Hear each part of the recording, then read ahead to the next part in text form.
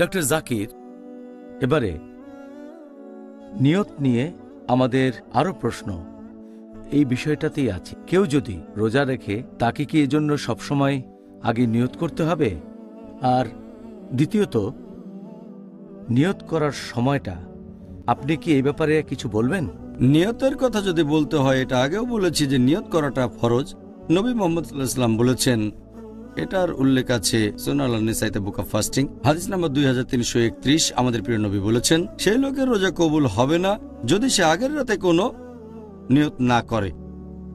তার মানে সবার জন্য যেটা ফরজ রোজা রাখা, এখানে বলা হয়েছে যে আগের রাতে নিয়ত করাটা হচ্ছে ফরজ। সেটা আগের রাতের যে কোনো অংশে করতে পারেন। আপনি ফজরের ওয়াক্তের ঠিক আগেও নিয়ত করতে পারেন, তাতে কোনো সমস্যা নেই। নিয়ত আপনি রাতের যে কোনো সময় করতে পারেন। একজন লোক রমজান মাসের শুরুতে নিয়ত করতে পারে, এই নিয়তটা সারা মাস বজায় থাকবে। যদি না সে রোজা ভাঙা অসুস্থতা বা ভ্রমণের কারণে, তখন আবার নিয়ত করতে হবে। তবে মাত্র একবার নিয়ত করলেও চলে। অনেক মানুষের মধ্যে এরকম ভুল ধারণা আছে যে শব্দ করে নিয়ত করাটা আবশ্যিক। এটা আসলে ঠিক না। মুখে শব্দ করে বলতে হবে না যে রোজা রাখার নিয়ত করছি, কারণ আমি এই নিয়ত করেছি মন থেকে। যেমন ধরেন, আমি রোজা রাখার জন্য ঘুম থেকে উঠলাম, ফজরের নামাজের অনেক আগে সাহরি করব। তারপর আমার ছেলে যখন সাহরি করার জন্য ঘুম থেকে উঠল শেষ রাতে, সে আমাকে জিজ্ঞেস করলো যে তুমি ঘুম থেকে উঠেছো কেন? আমি বললাম আমরা রোজা রাখবো তাই। সেও তখন বুঝতে পারলো আমার নিয়ত আছে, বলার দরকার নেই যে আমি রোজা রাখছি।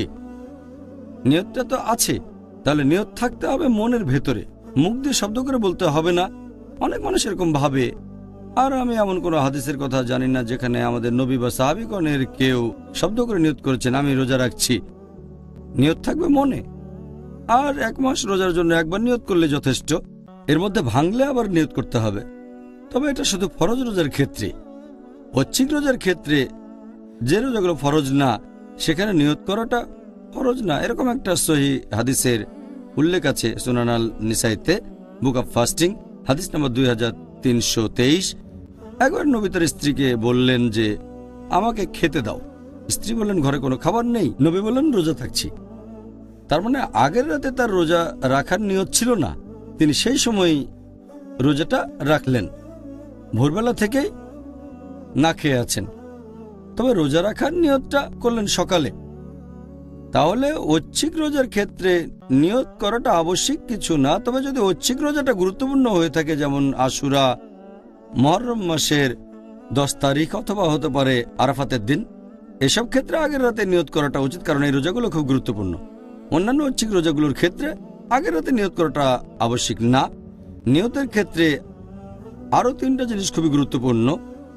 1 নাম্বার, যদি কেউ জোর করে আর তখন কোনো নিয়ম ভাঙলে মাপ পাওয়া যেতে পারে, অথবা ভুল করে যদি কেউ নিয়ম ভাঙে, আল্লাহ পবিত্র কোরআনে বলেছেন সূরা নাহল অধ্যায় নম্বর 16 আয়াত নম্বর 106, যদি কেউ আল্লাহর উপর ঈমান আনে তারপর যদি সে অবিশ্বাসের কোনো কাজ করে, তার মানে কুফরি করে। যদি জোর করা না হয়, তার মানে জোর জবরদস্তির কারণে যদি কুফরি বা শিরক করেন, আল্লাহ ক্ষমা করতে পারেন। যদি কেউ জোর করে কারো রোজা ভাঙিয়ে দেয় কিন্তু তার নিয়ত আছে, আল্লাহ ক্ষমা করতে পারেন।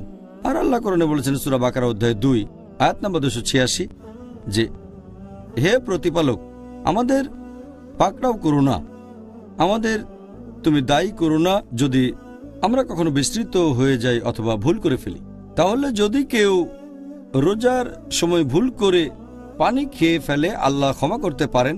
অথবা যদি কোনো রকম ভুল করে, আল্লাহ হয়তো ক্ষমা করবেন। এ ব্যাপারে পরে আলোচনা করব।